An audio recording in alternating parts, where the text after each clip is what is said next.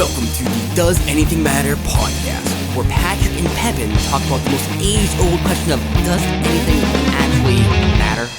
Hello everyone, welcome to Damn Podcast. My name's Patrick and this is Pepin. And we're here today to answer the age-old question, does anything matter? Yep. And here's a great question. The structure of society, things that keep us whole and good and it makes us good people, right? Better people. I guess. So really the question that you're trying to ask is, does government matter, right? Yes. Okay, so that's what we're going to talk about today. But before we get into that, if you're a regular, go ahead and hit the like button here. And if this is your first time watching, then hit the button anyway, because I know you're going to like us. And also subscribe with notifications so that way every time that we film a new video, you can be the first to know. All right? So that being said, what are your thoughts about government? So I'm going to preface this here real quick because my thoughts are complex. And I think one thing that is true about myself is that I don't have one idea or thought about something. I have about 20 different ones, and they're all competing and different. I think people are stupid and smart at the same time.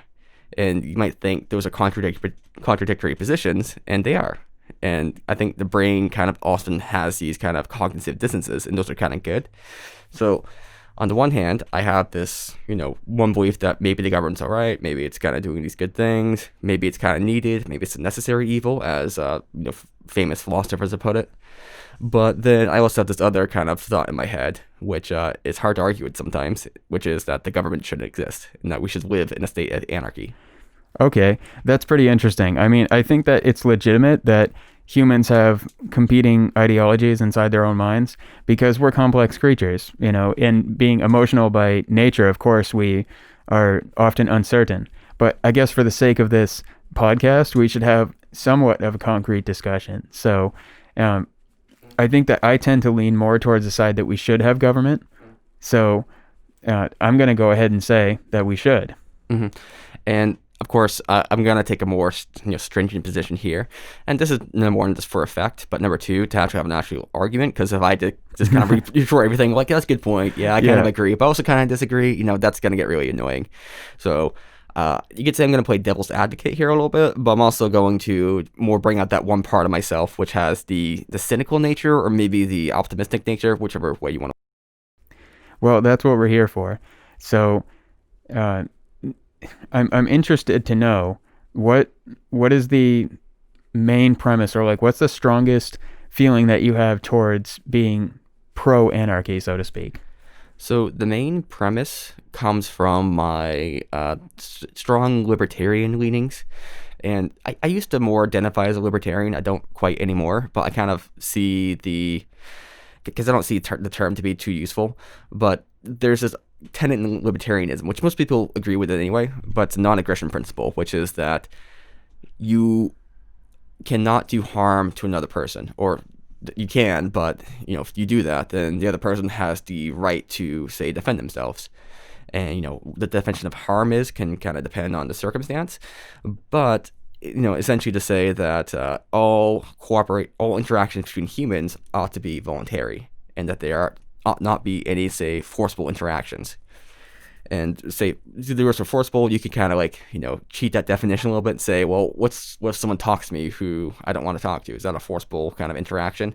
No, not quite, because you have the ability to leave and so on and so forth. So I don't want to get super let's have a level head with this, because you could start, say, right, yeah, you could go on forever, but I get what you're saying. It's when some action is required of you and you're not being given the choice about it. In a situation where someone's just simply talking to you and maybe you dislike that person, right, you have a choice to not listen to them by walking away, right? And of course, if that person keeps pursuing you and does not leave you, or they trap you in a room, that's going into a forceful interaction. Because in one case where they just keep badgering you and won't leave you alone, that's harassment, and that's an act of force or violence. Or in the case that they keep you confined in a room, that's kidnapping or restraint. So that's also a problem. Okay, so is it fair to say that the sort of argument in favor of, and we're using the word anarchy, which generally has a negative connotation, but really it's not anarchy in the sense of rising up and rioting and causing fires. It's anarchy in the sense of we're not going to be controlled by any central force, and that everybody has the right to act of their own accord. Correct, correct. And maybe a better word for it is voluntarism, which is kind of the word that's used online. Okay, so then basically what you're saying is that the argument in favor of voluntarism would be that there's no forceful action, no unwilling violent acts against one another in a perfect world. Right, right. And where that relates to the government is, well, so there's this argument here, which is that there's a social contract, and the social contract is that, by living in the society, you agree to the rules of that society, which entail the rules of the government. And, if you don't want to, say entail that, you could leave, which is not exactly accurately true, but let's say it was, hypothetically, you're bound by this interaction. So my view is that I reject that notion because no one ever agrees to the social contract. It's more kind of put on them by society or by the government itself, and that the interaction you have with the government is forcibly, say, violent. And it's not violent in a overt sense, so it can be, right? So if you don't pay your taxes, they're going to put you in jail.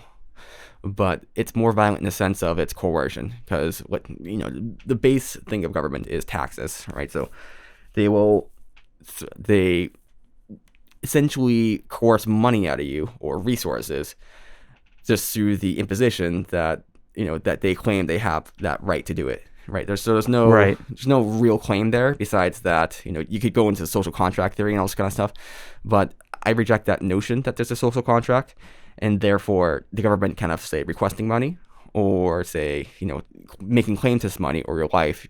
Let's say the draft here for instance. So the government says that they can draft you into the military and cause you to act on their behalf to commit violence. That I think is a violation of the non-aggression principle, because unless you're willing to do it willingly, they're having to force you. And essentially, Right. if you don't do it, they're gonna put you in prison, kill you, whatever that might be.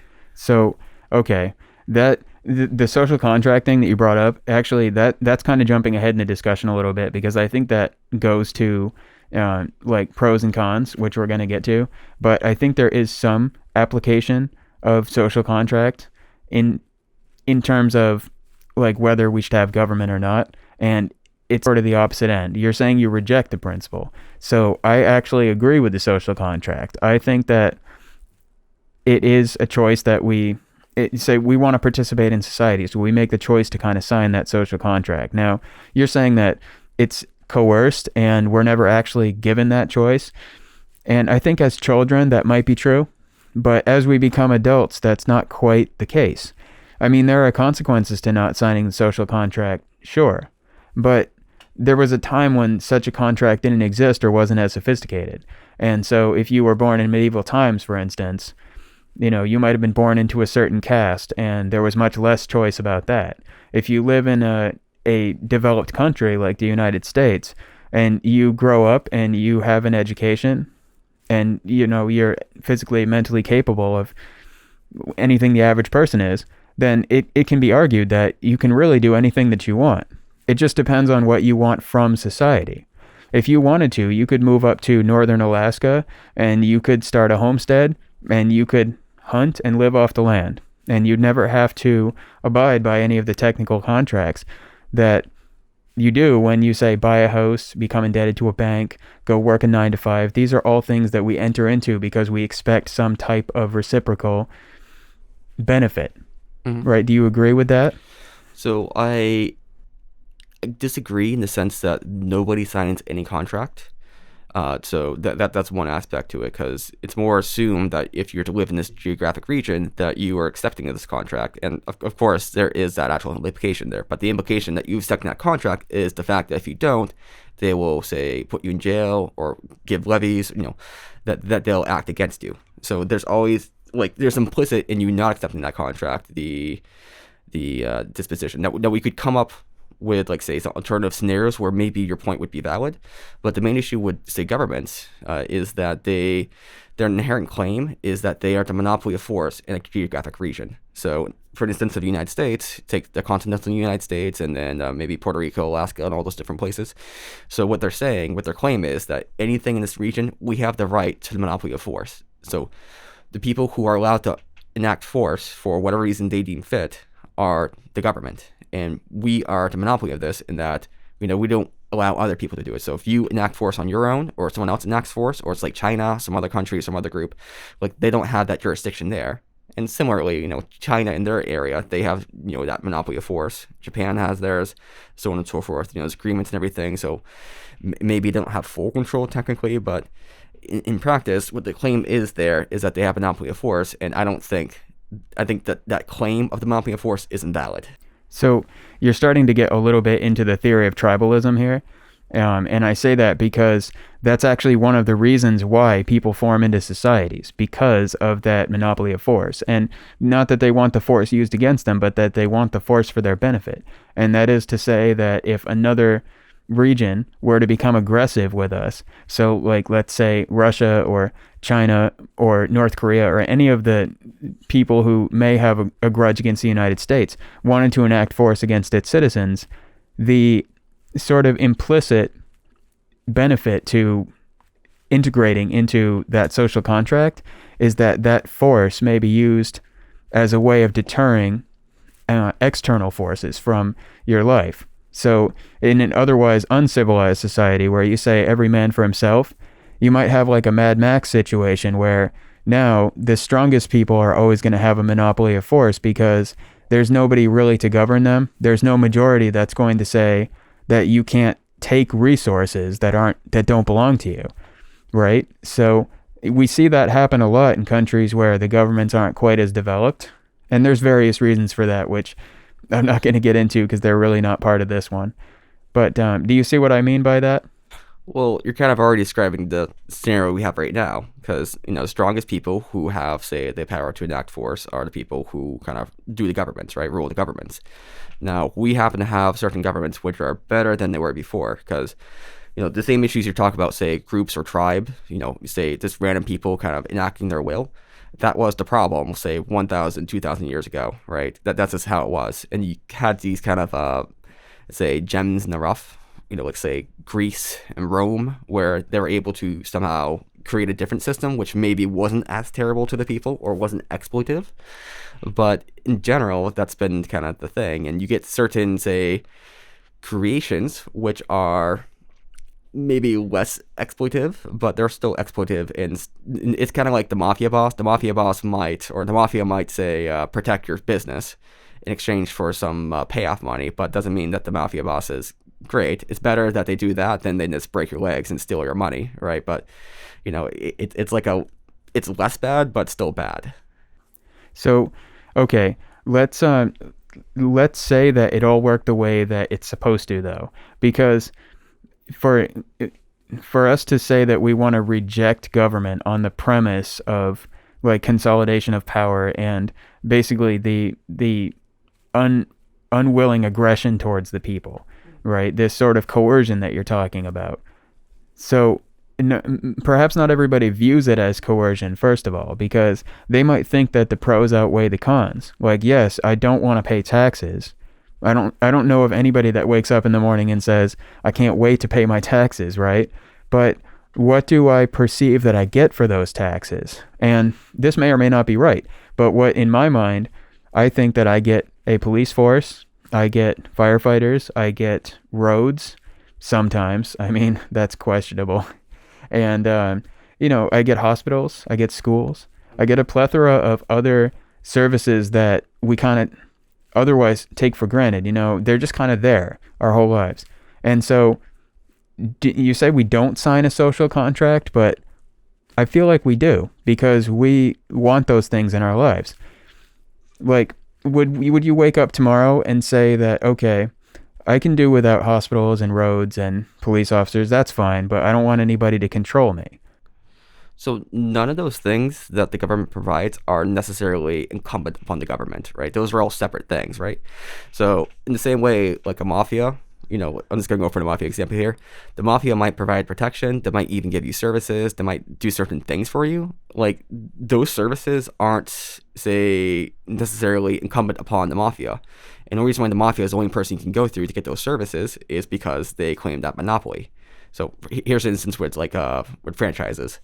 So take a franchise like Dunkin' Donuts. So Dunkin' Donuts they have contracts with all the suppliers where they have to go through those suppliers to buy their products and everything, and that's a voluntary uh, that's a voluntary interaction right there. But those suppliers essentially have a monopoly for that contract length over the suppliers, right? And but they could go from other suppliers if those other suppliers were available, but they're not because this contract kind of limits them. In the same way, what the government will do is they will create a monopoly on those services, say for roads or for hospitals or X, Y, and Z, because they control, say, that whole infrastructure. Now, of course, they're not actually one that's building it; they're just taking money from other people and then kind of pulling it towards that resource, or they're allowing certain contractors to kind of come in and do it. So, for instance, let's say Comcast will come into areas to kind of get internet service set up or whatever, and they're granted the monopoly, so no one else can actually compete with that because they're given that monopoly. Now, there's no reason for that monopoly to exist, or it needs to exist, because those services can be provided in a free market sort of scenario. Like the idea that there won't be roads or healthcare or all these other benefits just because the government's providing it right now, it doesn't mean that it has to be the case. So I agree that that is the calculation people make, but I think it's a false equivalency in that the government doesn't necessarily need to provide those things, and certainly it's a benefit they're getting, but that benefit does not need to be necessarily only provided by the government. That's correct in a sense, okay? Because any of those services can, and in most cases are, provided by private companies. In fact, like technically, roads are all built by private companies, but they're contracted by cities, and they're paid using a budget that's set by the government. The question is barrier to entry with a lot of these industries, like for instance, energy. It can cost hundreds of thousands of dollars for somebody to start an energy company and to be able to distribute electricity to a town. So the infrastructure and resources necessary are provided by the government. And in some cases, it is private companies that actually carry out these operations, but they're being funded by the government. And now, I do think that some of these things could be shifted to the private sector, but I think that there are differences in execution. And healthcare is a good example of that because we have a mixture in this country. We have some aspects that are socialized, but we have other aspects that are privatized. And so if you look at our healthcare outcomes in terms of innovation, the United States is certainly a leader in terms of developing new medications. A lot of new innovations in medical technology come out of the United States, and that's because of the privatized aspect of healthcare. But the premiums are also higher than most countries, and that is also a result of privatization. So if you want availability and access, then you have to have that social contract. If you're looking for innovation and like potential to pursue massive profitability, then absolutely you want it to be privatized. I think in a perfect world, you need both structures there. But the point at the end is that the social contract, the purpose of that is to guarantee access for someone, regardless of their socioeconomic or, whatever their background happens to be. So I don't know why it's incumbent though. That's where I'm a little bit lost, because like you can look at the current scenario here and the current politics, and you could say this is needed because this is the way it is. That's kind of like the syllogism being made there, or the kind of the claim. But there's no need that we need that basis for we need social healthcare or socialized healthcare or some form or some sort of interplay there. That's kind of justifying the current system. Like there's not a reason. Of course, we need to be clear. So if we were to just change things tomorrow, snap of the fingers, it's not going to work. Nothing's going to work. Of course not, because of the way it is now. Right? This whole society was built up in a certain structure, and if you were to go from, say, a state society to a stateless society, that's going to take a lot of adjustment, right? So that with that fully kind of say in context, there's not a reason why there needs to be that distinction. Why that distinction needs to be valid between, say, socialized versus privatized medicine or anything like that. Like, there's not a reason to assume unless they're I'm sorry, I didn't mean to interrupt, but I don't want to lose this thought. So the existence of the distinction is the reason. It's not the other way around. It's that human nature creates that distinction. And what I mean by that is if you, as a young child, are given the choice, would you rather eat dinner first and then have cake, or eat cake now and then have dinner whenever it's ready? most most kids are going to eat the cake, especially if they're never taught consequences, right? And I'm just saying that it's human nature that if you put yourself in a situation where there's no social contract, and so therefore there's no perceived consequences, um, or perceived additional benefit in the form of no consequences, then people are going to follow their inhibitions a lot more often. And so when you have sort of untethered capitalism, and I'm not saying that that's necessarily true to healthcare. Like I said, it's a mix. But I'm saying there are situations where we've seen untethered capitalism get out of control, and that's because of human nature. So that distinction between outcomes in socialized systems versus in free market systems, that is the reason. It's not a result of anything. It's like what caused it to be that way in the first place. Does that make sense? Well, yeah, but I think it makes some little sense, but I kind of have two retorts. Okay. The first retort is that it's like society for almost all of human society has not been like that. This whole idea of like say socialized medicine has only come up within like last 100 years. You could probably come up with examples where maybe it was there before, but it's a very new concept. And and things have say worked air quotes, not very well, but this idea that the government has a social obligation to say make its people great or say better or say take care of them is kind of a newer thing. Of course, there's certain aspects of that we can go into, like Roman history where they built aqueducts, or Greek history where they tried to train their soldiers to be, say, super great and awesome, tried to build the populace up. But that's not necessarily incumbent there. The second thing is, there's this idea of privatized versus socialized, and that doesn't really exist as far as the voluntarism, say, side goes. Voluntarism is being stateless, because there you can have systems implemented which are say societal systems or say socialized systems in a free market environment, or not even say free market, but just a voluntarist environment. Because free market, you could say free market, but free market kind of has a little bit of a weird like a business sort of aspect to it. Like there can exist say nonprofits or say different say groups like co-ops where they have that sort of intertribal or inter-community vibe or bond. So you can imagine, and that's actually the case in the 20s, I believe. There used to be these, before like these insurance companies got super big, there was these co-ops there where essentially a community would have like, they would actually hire a doctor or a couple of doctors, and that doctors would kind of like serve that community. So whenever someone had an issue, they would go to the doctor, and each person would pay like some small portion to pay for that doctor's salary. But that's kind of how they got healthcare, and that was not a government-based solution because the solution doesn't have to be government, even if it's socialized. That makes sense. And just to be clear, when I'm arguing the difference between outcomes in socialism and capitalism, I'm not saying those are exclusive to those systems. I'm using that example because that's what you were talking about before. But what I'm saying is that the differences in outcomes relate to human nature as a whole. So when you talk about voluntarism and co-ops and things like that, the same rules apply, is that it's still a social contract. So you might not say government, but in this case, in the co-op, the government is the sort of body that decides the rules. So in this case, the government is just the people. And the people are saying you have to pay a certain amount to see this doctor, and the doctor is agreeing to that rate. And in exchange, the doctor is obligated to provide those services, and the people are able to see that doctor in exchange for their money. So granted, you're right, the government's not technically involved, but it's the exact same social contract. And so if you were to pretend for a second that government works the way that it's intended all the time, then technically we're talking about the same thing. We're exchanging our goods and services or our own like freedoms in exchange for what we expect the outcome to be.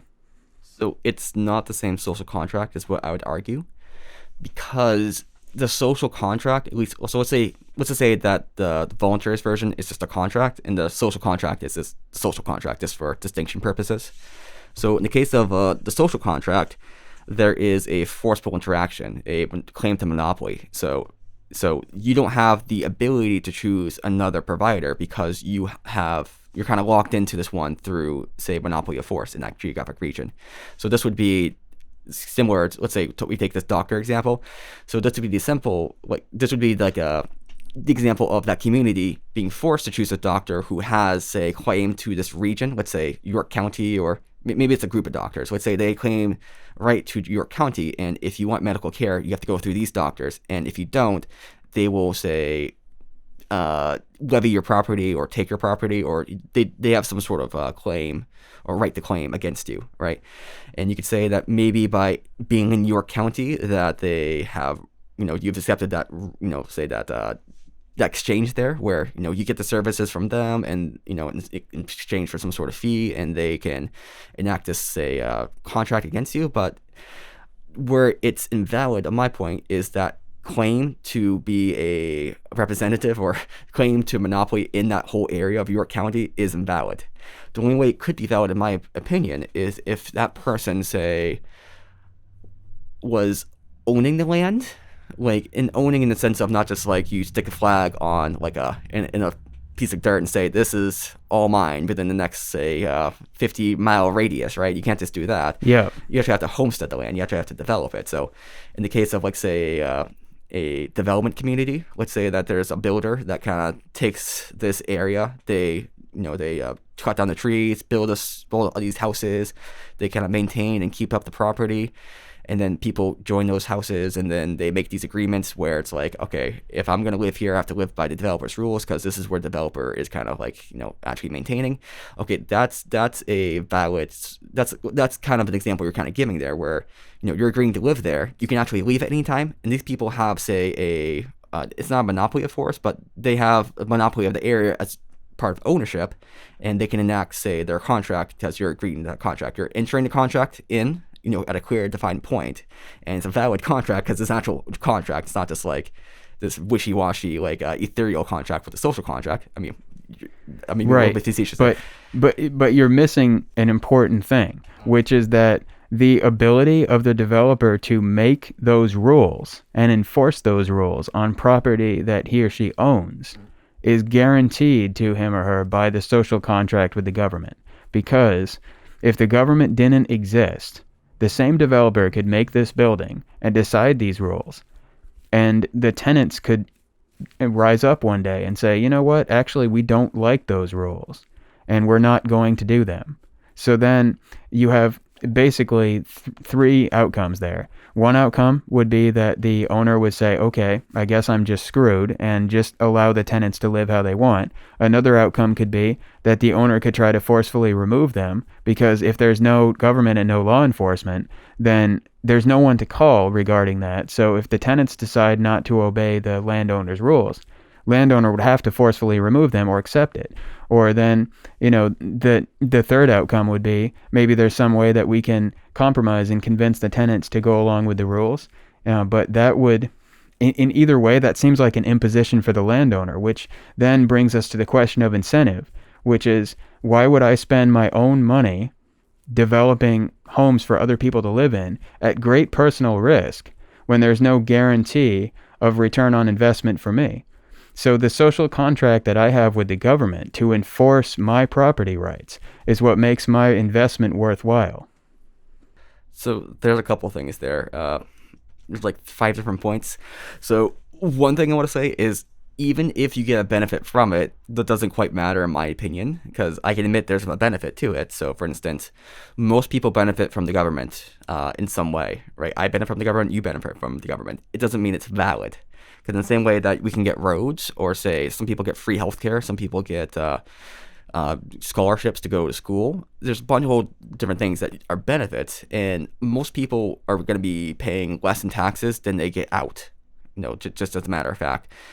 It's not true of the whole society, but there's good people who will get more in benefits than they do ever in, say, cost. That doesn't make the system moral, though, because the question is that of ethics, not of, say, utilitarianism, in my opinion.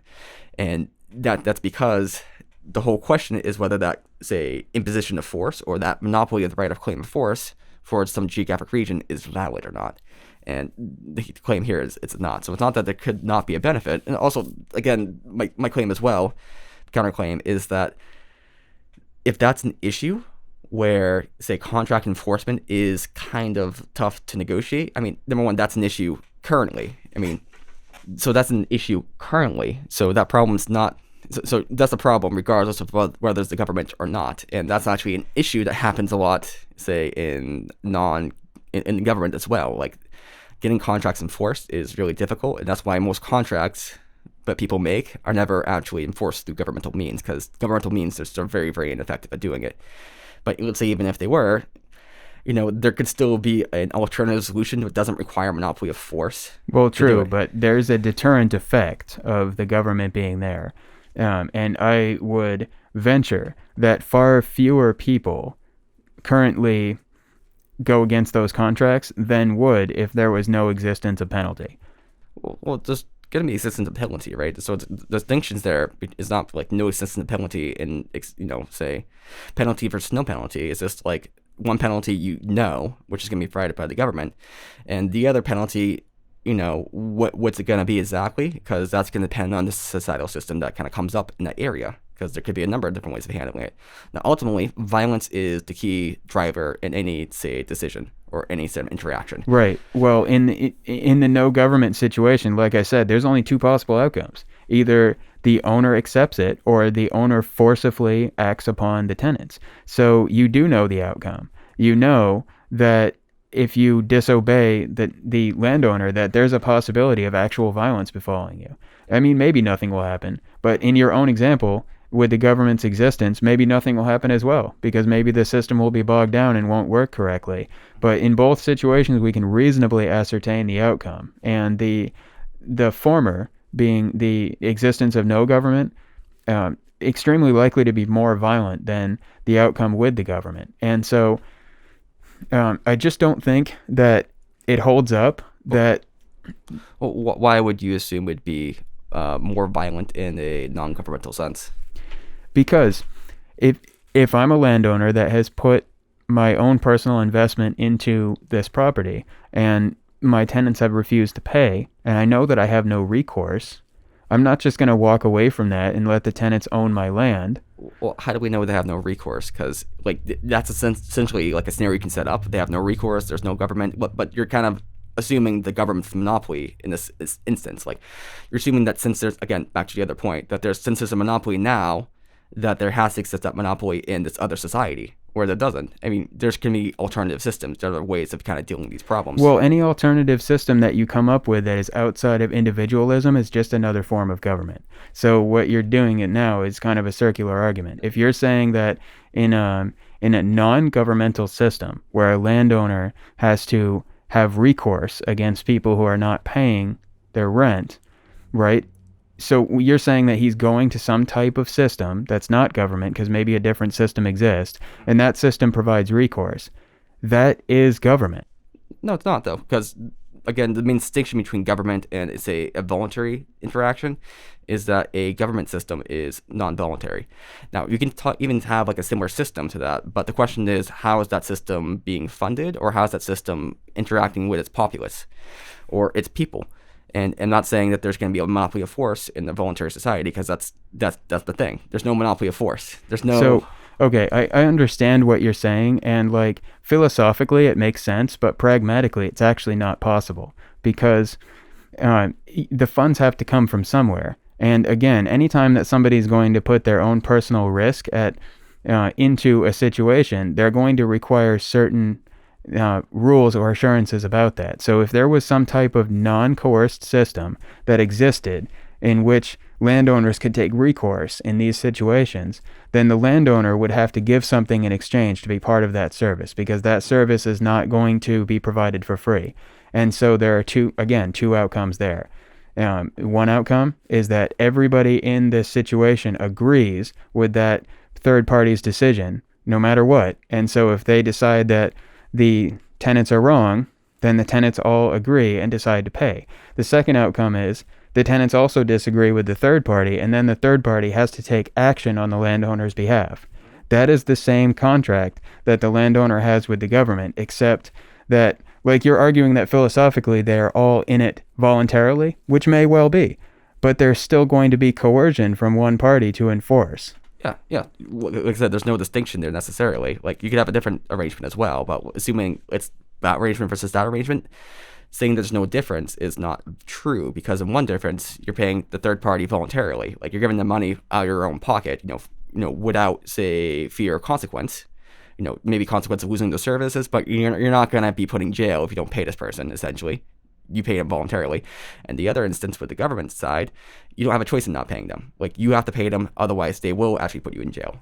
Okay, so I'll concede that point. I think that there's not too much further to go with this discussion, because I do think that you're correct, that there's technically a distinction, because your participation in the government's programs is, in a sense, coerced, because from the time that you become employed, you start paying taxes, and that's not something that you can avoid doing. And the government does provide those services for you, but again, it's not voluntary. And the distinction that you're making is that if there wasn't a government, these services might exist, but they'd all be services that you could opt in or opt out of. Right. It could all be paid for with this voluntary means. There wouldn't have to be an element of coercion, or if there's an element of coercion to it, that's fine, but you agree to that element. It's an actual, full, real contract, because my biggest issue with the social contract idea is it's very wishy-washy and it's kind of ethereal, right? There's no actual contract you actually sign. You never actually enter society and agree to these rules. You could say it's implicit in the society itself, which is the big argument there, but there's nothing you're actually signing there, where if you kind of go into, like, say, a housing co-op or some sort of thing like that, yeah, you're actually agreeing to those rules, and you're kind of being bound to those rules. Okay. And there's the actual real contract with the terms. Yeah, so I think we should probably wrap this one up here, because we've gotten pretty deep into it, and I think that there's a lot to think about here. So I just want to kind of summarize things and kind of give my overall opinion based on everything that you've said, and I'll be interested to hear yours. I think that, okay, there is a difference, but I don't think that the difference necessarily matters, because I think the outcome is the same. And you might say that there's a moral difference, and that could be true, but here's a topic for another podcast. I think that what is moral and immoral is not the same as what's right and wrong. And I think that if you were to take all the structures that are provided by the social contract out of the equation, then you would have a lot of people that would opt out, but would expect certain things from other people anyway. And I know that that's cynical, but there's a reason, in my opinion, why the social contract has always existed in one form or another, because people do implicitly want some of these things, and maybe they don't want to be coerced, but that sort of order that comes along with that is the benefit that's really undeniable, in my opinion. You're making it hard for me not to make an argument against you. So the social contract is a very new thing. So back in the past, there was this idea of, say, consistent rule, right? But it's like this idea that there's a social contract. This came about mostly from Jonathan Locke back in, like, 1600 or whatever it was. Well, the modern day social contract, but there's always been some kind of contract. Even in hunter-gatherer societies, there was the social contract that if the men were bringing home food, there were certain expectations of the women to maintain the household. And so, yes, the contract may have been different back then, but everybody in society has always had their roles that they implicitly participate in, knowing that they're getting something out of it, right? The people who are the hunter-gatherers are going out and spending their time hunting away from home because they're providing for the rest of the village, and the rest of the village, in exchange for being provided for, does other things that maintain the homestead, right? So there's always been some form of, and you could say that in hunter-gatherer societies there wasn't a government. So this is the example that you're talking about, where it's all technically voluntary interactions, but the outcome is the same, which is a mutual exchange of people's labor and services for expected outcomes. Okay, so here's the big argument, though. If the outcome is the same, in, say, a voluntaristic society versus a coerced society, and, I'm being a little bit facetious there, but yeah, wouldn't it be better to choose the voluntaristic one, because that one is giving the same output as the, say, coerced one? Because isn't the voluntaristic first society more moral than the other one, in the sense that it's not requiring, say, coercion? Yes, that's true. It is the more moral society. You're correct. But there's a barrier to entry to modern living. So if you don't care about certain aspects. Now, going back to what I said earlier, you can still homestead. You can still go into one of those societies that is not quite as developed.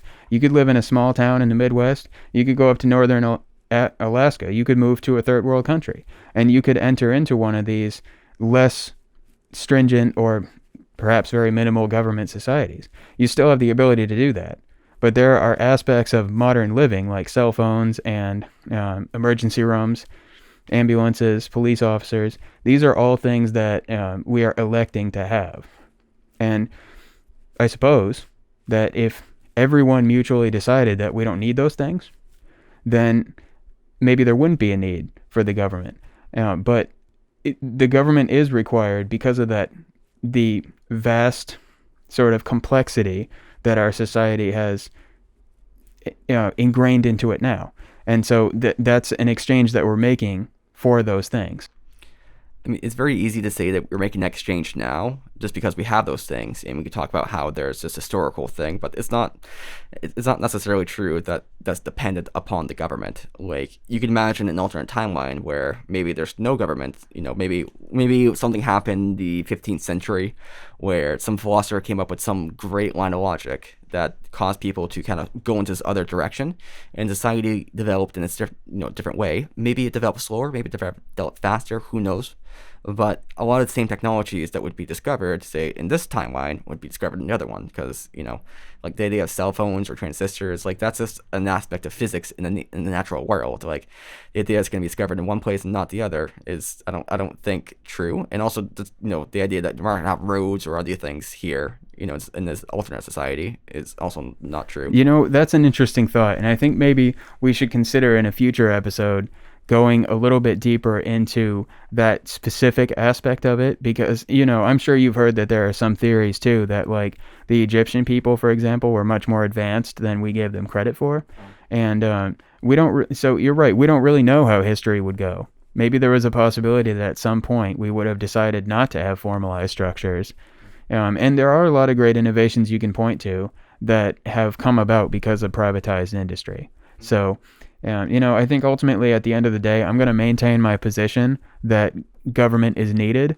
But I will give you the point that perhaps it is only needed because of our long reliance on it. Mm-hmm. Yeah, if there's going to be any sort of, say, transition to a voluntaristic society, it'd probably take a couple hundred years, to be honest. Because it would probably it could be faster technically if things just collapse, but I think it can be more of a gradual fall off where different services that were provided by the government are now provided by, say, individuals outside of it. No, I think the biggest thing I want to say here is that, like, your point, like, there's a point there what you're making, which is correct, which is that if you go into, say, a voluntaristic, say, co-op or something like that, it's essentially providing the same, say, roles and functions that a government does, and that's because a lot of the functions that government does are important. The say use of force is important. It's very important to have, say, judges judge whether that use of force was valid or invalid, whether it's moral or immoral, and also these other functions that, say, arbitration, so on and so forth.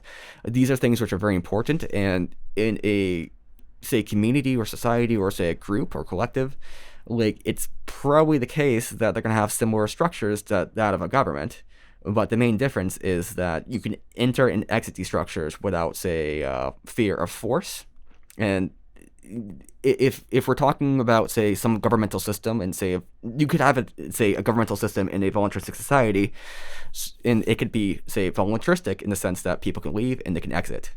They can enter and they can leave, voluntarily without, say, fear of recourse. And that would be a valid form of government, I think. Now, I don't think the social contract adheres to those principles, so that's why I believe it's invalid, because it's coerced. Okay. Well, who knows? Maybe at some point in our lifetime we'll move in that direction, and if it goes the way I think, and we end up in Mad Max territory, then I'm gonna be the first to say I told you so. I'm just saying. And I'll be the first to have a mohawk and my guns and drive on top of a car just yelling, "Fuck you!" Yeah, and unfortunately, I don't think that I have very many skills that would be useful in that environment. So I'm rooting for the government to remain in power for now. I'm hoping that the Eskimos take us over. All right. Well, I guess that's it for today, folks. Again, if you liked the video, please hit the like button and subscribe. And I'm Patrick, and this is. Pepin, and definitely go into the comments and tell us how wrong Patrick is, because it's good to get the affirmation that I am always right in these topics. I do get a big head, so I need to be humbled. Yep, and my head is maybe same size, so I don't need to be humbled. All right, sounds good. Let us know also if there are any other topics that you want us to talk about, because sometimes we run out of ideas, and we'd love to know what you want to hear. So we'll see you next time.